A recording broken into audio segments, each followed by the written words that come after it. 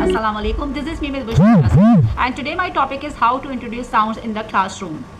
जब हम कोई भी नया साउंड इंट्रोड्यूस करवाते हैं तो हम बच्चे को उसकी फॉर्मेशन देते हैं, वोकैबुलरी देते हैं और बच्चा वो साउंड को रिकग्नाइज करता है। लाइक वो साउंड अगर कहीं भी वो देखता है तो वो साउंड को रीड कर पाता है। दिस इज़ ख, दिस इज़ ऑ, दिस इज़ ए।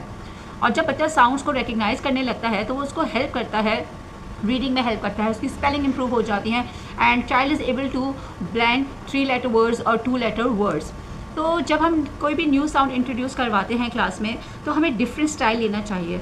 लाइक आपको स्टोरी सुना सकते हैं। अगर मैं बात करूं तो आज मैं आपको स्टोरी सुनाती हूं साउंड ब की, ठीक है। Once upon a time there was a baby bear. Baby bear went to the park on his bicycle. He had a bat and a ball with him. When he reached the park, he sat behind a tree and started playing with his ball. Suddenly, he saw a bird. Baby bear asked the bird, "Will you please play with me?" The bird said, "Yes, I like to play." So, baby bear and the bird played with the bat and ball. And then they saw a butterfly. The butterfly came to them and asked, "Can I play with you?" Baby bear, the bird, and the butterfly played together. They were happy and enjoyed their time. Then they started to sing a song. Bring your bat and bring your ball. Burr, burr. Bring your bat and bring your ball to the park to play. आपने story सुनाई, फिर आपने एक बच्चे के लिए थोड़ा सा सॉन्ग भी सिंग किया। अब पूरी इस स्टोरी में अगर आप देखें तो हमने साउंड ब की वोकैबुलरी दे दी है। लाइक बास्केट बता दिया, बेयर बता दिया, बैट बता दिया, बॉल बता दिया, बटरफ्लाई बता दिया। तो थ्रू स्टोरी टेलिंग इनडायरेक्टली हमने उनको ब साउंड की वोकैबुलरी दे दी। अब उसके बाद हम क्या करेंगे, हम बच्चे को वोकैबुलरी बास्केट देंगे। Vocabulary basket is a Montessori material. Like आप एक बास्केट लें और उसमें आप 5 to 6 ऑब्जेक्ट जो हैं वो आप साउंड ब से रिलेटेड रख दें। लाइक बनाना रख दें, बुक रख दें, बेयर रख दें, बटरफ्लाई रख दें, पिक्चर्स रख दें या सॉफ्ट टॉयज होते हैं वो रख दीजिए। और फिर ask to them, okay what is this? Banana, book, bear, butterfly, bird. And here you can also now ask to them, what is the beginning sound of butterfly? Do you know this? It's butterfly, baby. And remember, the bear was playing with a bat. Yes, you are right. The ball. In this way, they learn vocabulary of each letter. After vocabulary, you can show them sandpaper letters, where child is going to learn how to write the sounds properly with the proper formation. Sandpaper letter एक Montessori material है। अगर आपके पास available नहीं है तो आप खुद भी इसे बना सकते हैं घर में। यहाँ पे आप बच्चे को फॉर्मेशन देंगे। लाइक ब लिखना है, okay take out your 2 fingers, go down straight, come up and turn. Sound ब, साउंड ब। तो आपने यहाँ पे बच्चे को फॉर्मेशन सिखा दी किसी भी साउंड की आप, ठीक है। फिर हमारे पास आती है सैंड ट्रे। आप एक बॉक्स ले लो, उसके अंदर बहुत सारी सैंड फिल कर दो और बच्चे को वहाँ पे साउंड्स लिखवाएं। जो भी आपका साउंड है, ख है, अ है, ए है, बच्चे इसको बहुत ज़्यादा इंजॉय करते हैं और इन्जॉयमेंट में ही वो साउंड की फॉर्मेशन को भी सीख लेते हैं। फिर हमारे पास एक एक्टिविटी है सॉर्टिंग एक्टिविटी।